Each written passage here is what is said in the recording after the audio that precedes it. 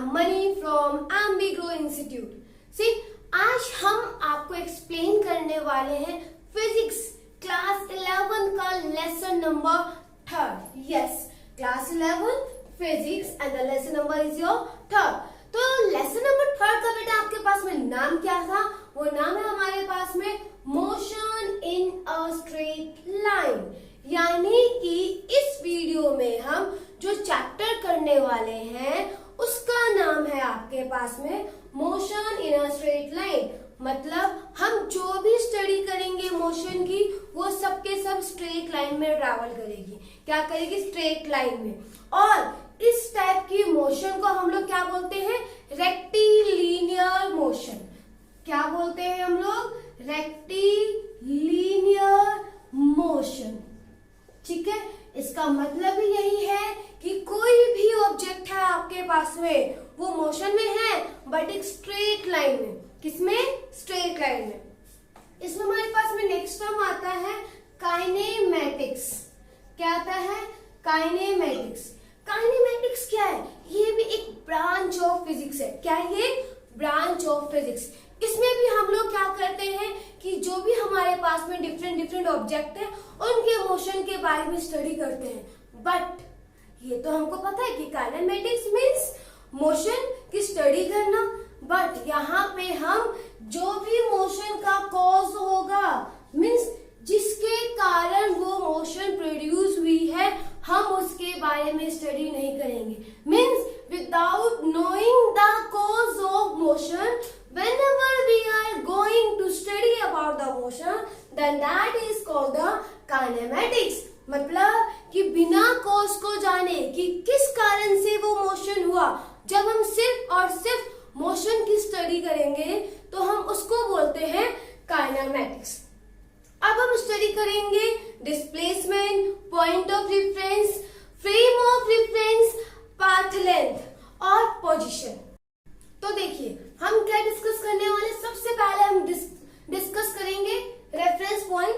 Now the second one is frame of reference, third is your path length, fourth is position, fifth is displacement and six जो different graph होते हैं. हालांकि ये जितने भी topic है ये सब कुछ हम 9th क्लास में पढ़ चुके हैं बट एक बार क्विक रिकैप करते हैं फटाफट से. तो 9th क्लास की जो भी मेमोरी थी सब कुछ याद आ जाएगा. और इससे क्या होगा कि जो भी न्यूमेरिकल हमें करने होंगे आगे तो वो हमारे लिए इजी रहेगा क्योंकि हमें ये बेसिक टर्म्स पता होंगे. तो देखते हैं फटाफट से रेफरेंस पॉइंट. जब हम 3D की फिगर की बात करते हैं, जब हम 3D फिगर्स की बात करते हैं तो उस केस में हमारे पास में 3 एक्सिस होते हैं, एक्स, वाई एंड जेड. क्या होंगे? X, Y and Z. ठीक है, आप कैसे भी ले लो.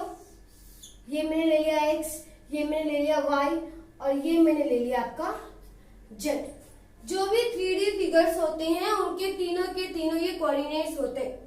जहां पे X axis, Y axis, Z axis एक दूसरे को इंटरसेक्ट करती है. हमें पता है कि एक्स, वाई एंड जेड तीनों के तीनों एक दूसरे को इंटरसेक्ट करती है 90 डिग्री पे.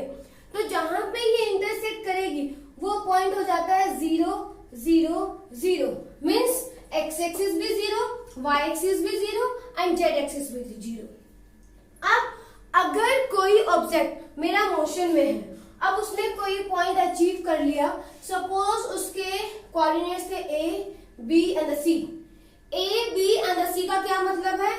एक्स आपके पास में ए पॉइंट तक था, वाई आपके पास में बी पॉइंट तक था एंड जो जेड था वो आपके पास में सी पॉइंट तक था. तो इतना उसने डिस्टेंस ट्रैवल किया. अब इतना किया किसके रिस्पेक्ट में किया? जहां पे ये तीनों के तीनों एक्सिस जो थे आपके पास में इंटरसेक्ट हुए. और इसका नाम क्या था हमारे पास में? ओरिजिन. क्या था?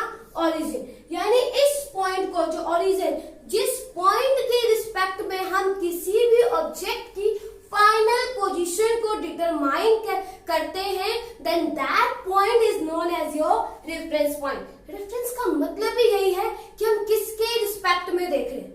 जैसे रिजल्ट आता है, मम्मी पापा लोग बोलते हैं क्या कि अच्छे मार्क्स नहीं है उसके कंपैरिजन में, तो उसके कंपैरिजन में जिससे भी कंपैरिजन किया आपका, वो हो गया आपके पास में रेफरेंस पॉइंट। या बोलेंगे कितने अच्छे मार्क्स स्कोर किए इसने उसके कंपैरिजन में, तो फिर अगेन यहाँ पे जिससे कंपैरिजन हुआ आपका, that is the reference point. मतलब जिसके रिस्पेक्ट में आप उस ऑब्जेक्ट की फाइनल पोजीशन देखोगे, that is the reference point. I hope आपको ये रेफरेंस पॉइंट समझ में आ गया होगा। तो अब बढ़ते हैं नेक्स्ट पॉइंट की तरफ। वो क्या है आपका? Frame of reference. Frame of reference यानी कि यहाँ पे सिर्फ रेफरेंस नहीं है, रेफरेंस के साथ कुछ और भी चीज है।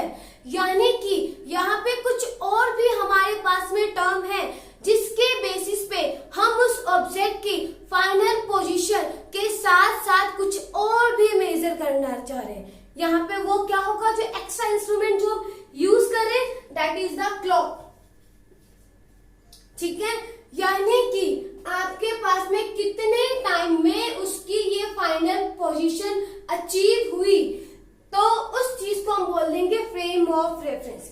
जैसे हम बात करते हैं किसी भी कंपटीशन में, तो उसमें क्या होता है, सबका कंपैरिजन लिया जाता है, एक टाइम पीरियड फिक्स होता है। उस टाइम पीरियड में किसने उस फाइनल पॉइंट को अचीव किया, तो इस पूरे के पूरे सिस्टम को हम लोग क्या बोल देंगे, फ्रेम ऑफ रेफरेंस। जहां पे हम लोग टाइम के साथ साथ उसका रेफरेंस पॉइंट से भी कंपैरिजन करते हैं, तो वो एक पूरा आपके पास में फ्रेम डेवलप हो गया। क्या हो गया? फ्रेम डेवलप हो गया उसका कंपैरिजन के लिए, तो वो हो गया आपके पास में फ्रेम ऑफ रेफरेंस। नेक्स्ट देखते हैं जरा फटाफट से, पाथ लेंथ। पाथ लेंथ क्या कहता है आपको? पाथ लेंथ जो होता है, जो टोटल डिस्टेंस होता है between the initial and the final point. ठीक है, जो टोटल पाथ, यानी कि हम कह सकते हैं the total path covered by an object. क्या है? Total path covered by an object, यानी कि ये ए था, ये देखिए जरा, ये बी है, ये सी है और ये डी है। ठीक है, यहाँ पे मान लो ये 10 मीटर है, ये 10 मीटर है, ये 10 मीटर है और ये भी 10 मीटर है। आपको बोला है पाथ लेंथ बताइए जब किसी ऑब्जेक्ट ने ट्रैवल किया A to B, B to C and C to D, यानी 10 प्लस 10 प्लस 10 यानी कि 30 मीटर। 30 मीटर आपके पास में उस ऑब्जेक्ट ने ट्रैवल किया, तो that is the path length. और इसको हमें पता है कि जो पाथ लेंथ होता है, यानी कि the total distance travelled by an object is also known as the distance. क्या कहते हैं हम इसको? इसको हम डिस्टेंस भी कहते हैं, यानी पाथ लेंथ को हम लोग डिस्टेंस भी कह सकते हैं। अब हमारे पास में नेक्स्ट इज योर डिस्प्लेसमेंट। क्या है? डिस्प्लेसमेंट। डिस्प्लेसमेंट क्या होता है? The shortest distance between the final point and the initial point, यानी कि सबसे छोटा डिस्टेंस जो होगा, जहां से आपने शुरू किया और जहां पे आपने अंत किया, उसके बीच का जो मिनिमम डिस्टेंस है, दैट इज द डिस्प्लेसमेंट। वो आपके पास में क्या हो जाएगा? डिस्प्लेसमेंट। यानी A टू D का ही कंसेप्ट लेते हैं, तो वो 10 प्लस 10 प्लस 10, 30 मीटर ना लेके डिस्प्लेसमेंट के केसों में क्या बोलना है? ओनली 10, बिकॉज जो इसका इनिशियल पॉइंट था और जो फाइनल पॉइंट था, उसके बीच का जो मिनिमम डिस्टेंस था, दैट इज द 10 मीटर। तो डिस्प्लेसमेंट क्या हो गया कि जो सबसे शॉर्टेस्ट डिस्टेंस है between the initial and final point is called the displacement. अब अगर थोड़ा सा और देखिए डिस्टेंस और डिस्प्लेसमेंट का कंसेप्ट, तो देखिए जरा, मैंने यहाँ पे आपका डिस्टेंस ले लिया और मैंने यहाँ पे आपका डिस्प्लेसमेंट ले लिया। ठीक है, डिस्टेंस और डिस्प्लेसमेंट। डिस्टेंस जो था आपके पास में total path covered by an object, और इसमें क्या था? Shortest path. Distance can not be negative और जीरो। डिस्टेंस ना नेगेटिव हो सकता है ना जीरो हो सकता है, but displacement can be negative और जीरो। यहाँ पे हम लोग डिस्टेंस के केस में सिर्फ मैग्नीट्यूड को कंसीडर करते हैं, यानी 2 मीटर चला, 3 मीटर चला, 40 मीटर, 50 मीटर, व्हाटएवर, मतलब हमारे पास में न्यूमेरिकल में डाटा रहेगा। But in case of displacement हमारे पास में मैग्नीट्यूड के अलावा डायरेक्शन भी होगा। मतलब अगर मैंने बोला कि वो 2 किलोमीटर चला तो ईस्ट डायरेक्शन में चला, वेस्ट डायरेक्शन में चला, नॉर्थ में चला, साउथ में चला, या किस डायरेक्शन में चला, तो यानी कि इन केस ऑफ डिस्प्लेसमेंट हमारे पास में मैग्नीट्यूड प्लस डायरेक्शन दोनों क्वांटिटी होती है। और हम 9th क्लास में पढ़ चुके हैं और वापस से 11th क्लास में पढ़ेंगे क्या, कि जहां पे खाली मैग्नीट्यूड होगा वो क्वांटिटी आपके पास में स्केलर क्वांटिटी कहलाती है, और जहां पे आपके पास में मैग्नीट्यूड प्लस डायरेक्शन होगा वो आपके पास में वेक्टर क्वांटिटी कहलाती है। तो स्केलर क्वांटिटी और वेक्टर क्वांटिटी को भी हम डिफाइन कर सकते हैं। स्केलर क्वांटिटी मींस ऐसी क्वांटिटी जहां पे we are just considering only the magnitude, ठीक है, हम सिर्फ और सिर्फ मैग्नीट्यूड को कंसीडर करते हैं। और वेक्टर क्वांटिटी क्या हो जाएगी, जहां पे मैग्नीट्यूड प्लस डायरेक्शन दोनों को कंसीडर किया जाता है। नेक्स्ट हम देखेंगे अब ग्राफ फटाफट से। हालांकि ये ग्राफ भी आप 9th क्लास में पढ़ चुके हो बच्चों। देखो जरा, एक्स एक्सिस, वाई एक्सिस, ठीक है, हमें पता है कि हम एक्स एक्सिस पे सिर्फ उन्हीं क्वांटिटीज को लेते हैं जो इंडिपेंडेंट होते हैं, जो दूसरी क्वांटिटी पे डिपेंड नहीं होते हैं। तो यहाँ पे हम लोग टाइम को लेंगे, और वाई एक्सिस पे हम उसको लेते हैं जो आपके पास में डिपेंडेंट वेरिएबल है। तो यहाँ पे आप डिस्टेंस, डिस्प्लेसमेंट, यहाँ पे हम डिस्टेंस ही ले लेते, फिलहाल डिस्टेंस ले लिए। अगर मैंने ग्राफ ऐसे बनाया तो इसका मतलब क्या है कि टाइम तो इंक्रीज हो रहा है बट डिस्टेंस वो जो है बेटा वो आपका सेम है।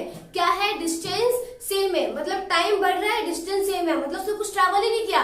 अगर वो यहाँ पे था तो वो यहीं पे रह गया, सिर्फ टाइम बढ़ा, डिस्टेंस तो कुछ इंक्रीज ही नहीं हुआ।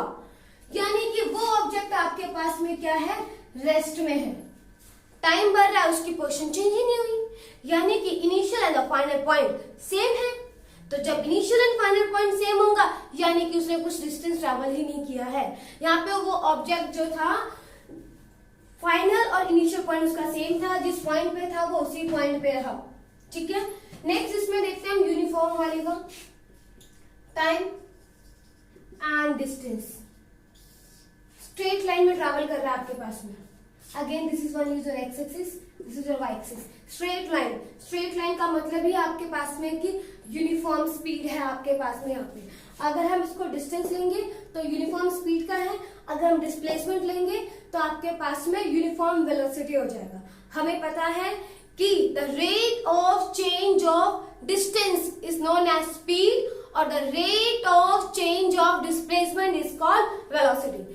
यानी कि जब हम डिस्टेंस को टाइम से डिवाइड करेंगे तो जो हमारे पास में टर्म आएगा वो स्पीड होगा, और जब हम डिस्प्लेसमेंट को टाइम से डिवाइड करेंगे तो जो हमारे पास में टर्म आएगा वो वेलोसिटी आएगा।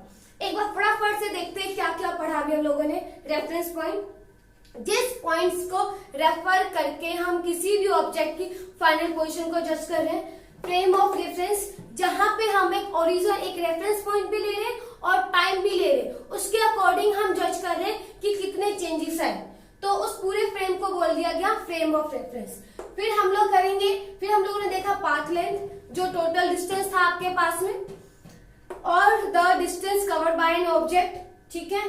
पोजीशन था इनिशियल पॉइंट, फाइनल पॉइंट, ठीक है, जैसे कि जहां से उसने ए पॉइंट से चलना स्टार्ट किया, बी पॉइंट तक पहुंचा, तो A is your initial point and B is your final point.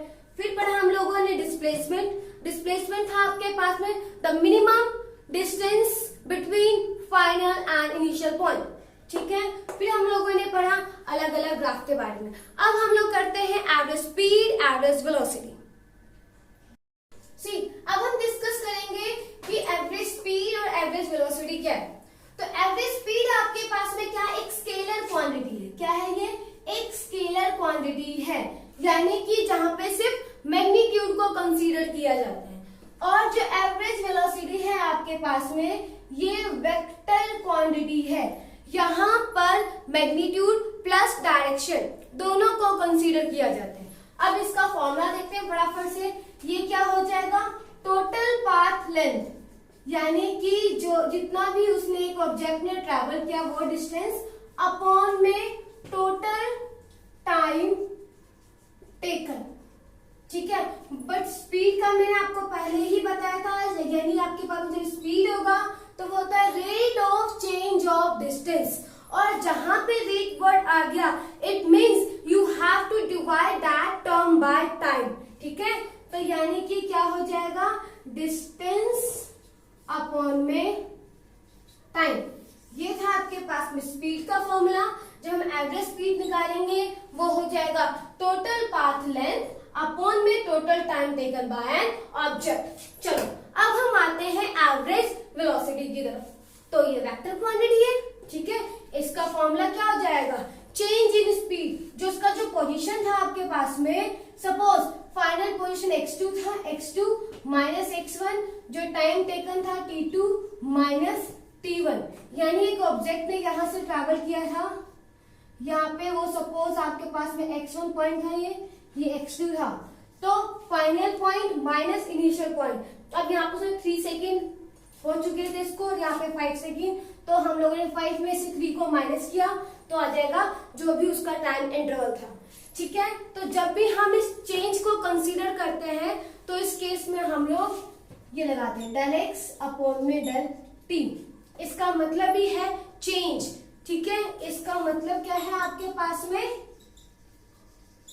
Change, ठीक है। एंड अगर हम बात करें वेलोसिटी की, तो वेलोसिटी का डिफाइनिंग क्या था आपके पास में, rate of change of displacement. क्या था, rate of change of displacement. तो यानी कि we have to divide here displacement by time T, ठीक है। डिस्प्लेसमेंट को हमें टाइम टी से डिवाइड करना है, तो इसके बेसिस पे आपके पास में एवरेज स्पीड निकल जाए, एवरेज वेलोसिटी निकल जाएगी, एवरेज स्पीड निकल जाएगी। अब हम इसके बाद में एक न्यूमेरिकल लेते हैं ताकि जो एवरेज स्पीड और एवरेज वेलोसिटी का कंसेप्ट है वो एकदम ही क्लियर हो जाए। तो हम फटाफट से एक न्यूमेरिकल लेते हैं जिसके बेस पे जो एवरेज स्पीड है और एवरेज वेलोसिटी है उसका कंसेप्ट एकदम क्लियर हो जाए। तो यहाँ देखिए जरा, a car is moving along a straight line से ओ बी, मतलब इस ओ से आपका पी तक गया, ठीक है। कितने टाइम में, 18 सेकेंड में। वापस से वो रिटर्न हुआ कहा, पी से क्यू में, कितने टाइम में, 6 सेकेंड में। हम ये लिख लेते हैं, ये यहां से यहां गया ये 18 सेकेंड में, फिर पी से क्यू आया ये 6 सेकेंड में, ठीक है। अब इसने बोला है कि इसकी एवरेज स्पीड क्या होगी, तो फटाफट से निकालते हैं हम लोग। यहां पे हम लोगों ने निकाल लिया इसकी एवरेज स्पीड। जब भी हम O2 P के साथ डीलिंग कर रहे हैं तो टोटल डिस्टेंस क्या है आपके पास में, 360, और 360 को ट्रैवल करने में कितना लगा था टाइम, 18। अगेन ये कैंसिल हो जाएगा, 20 मीटर पर सेकेंड। क्या हो जाएगा, 20 मीटर पर सेकेंड। ये था आपके पास में इसका एवरेज स्पीड, कहां से कहां तक का, ओ से लेके पी तक का। अब नेक्स्ट देखे जरा इसकी एवरेज वेलोसिटी। तो अगेन डिस्प्लेसमेंट भी आपके पास में सेम ही है, 360, 18, अगेन ये डिवाइड हो जाएगा 20 मीटर पर सेकेंड। मतलब हम कह सकते हैं कि काफी सारे केसेस में distance can be equal to the displacement, ठीक है। तो जब ये कहां पे होगा, जहां पे आपके पास में जो था the shortest distance between final and initial point same होगा किसके, total path covered by an object के। अब हम सेकेंड वाला बी पार्ट देखते हैं बेटा। इसका जो बी पार्ट है, this is your A part. इसमें कहा जब O2 B में आ गया तो पहले देखते हैं इसका एवरेज स्पीड। एवरेज स्पीड में टोटल डिस्टेंस आ जाएगा, यानी ये 360 प्लस 240, 360 में से आप 240 को माइनस करोगे बेटा, यहाँ पे फटाफट से कीजिए माइनस, कि आपके पास में जो आपने 360 किया, 360 माइनस 240, तो क्या हो जाएगा 0 2 1, यानी कितना है 120। फटाफट से इसमें 120 को प्लस कर दीजिए। टाइम आपके पास में क्या हो जाएगा 18 प्लस में 6 सेकेंड, ठीक है, तो ये आ जाएगा आपके पास में 084 और 18 प्लस 6 कितना हो जाएगा 24। तो ये आ गया आपके पास में 20 मीटर पर सेकेंड। ठीक है, 360 को 120 से ऐड किया तो आ गया 480 अपॉन में आ गया 24 equal to 20 metre per second. फिर इसके बाद हम निकाल देंगे इसका एवरेज वेलोसिटी। ठीक है, एवरेज वेलोसिटी में पहले क्या आ जाएगा minimum distance between initial and final point. अब वो कहाँ आ गया है, क्यू पे आ गया है। कहां से चलना स्टार्ट किया था, रेफरेंस पॉइंट आपका क्या था 0 था, तो क्या हो गया 240। बट टाइम टोटल कितना यूज किया, टाइम तो हमें ऐड ही करना होगा यहाँ पे, तो क्या हो जाएगा 18 प्लस 6 यानी 240 अपॉन में 24, ये आ गया आपके पास में 10 मीटर पर सेकेंड। ठीक है, तो ये था जो एवरेज वेलोसिटी थी। उस केस में हम लोगों ने पहले टोटल देखा डिस्प्लेसमेंट क्या था, फिर टोटल टाइम टेकन लिया, फिर उसको डिवाइड कर दिया, then we will have 10 metre per second. आज की क्लास में इतना ही। अब फटाफट से एक छोटा सा क्विक रिकैप लेते हैं कि आज हम लोगों ने क्या क्या पढ़ा। आज हम लोगों ने पढ़ा क्लास 11 का फिजिक्स का लेसन नंबर 3 जिसका नाम था motion in a straight line, जिसमें सबसे पहले टर्म लिया था रेक्टिलिनियर मोशन। रेक्टिलिनियर मोशन क्या था, एक ऐसा मोशन जो स्ट्रेट लाइन के बारे में हमें बताता है, मींस जिसमें कोई ऑब्जेक्ट आपके पास में स्ट्रेट लाइन में ट्रैवल करता है। फिर हम लोगों ने पढ़ा काइनेमेटिक्स के बारे में। काइनेमेटिक्स क्या था, जिसमें हम ऑब्जेक्ट के मोशन के बारे में स्टडी करते हैं without knowing about the cause. किसके वजह से मोशन क्रिएट किया हम उसके बारे में नहीं जानते, हम ये जानते हैं कि मोशन कैसा है एंड उसी के बारे में स्टडी करते हैं। नेक्स्ट फिर हम लोगों ने पढ़ा रेफरेंस पॉइंट, मतलब किस पॉइंट को लेके हम लोग फाइनल ऑब्जेक्ट के पोजीशन के साथ डीलिंग करते हैं। ठीक है, तो मतलब एक इनिशियल पॉइंट जो होता है उसको हम लोगों ने रेफरेंस पॉइंट की तरह कंसीडर किया।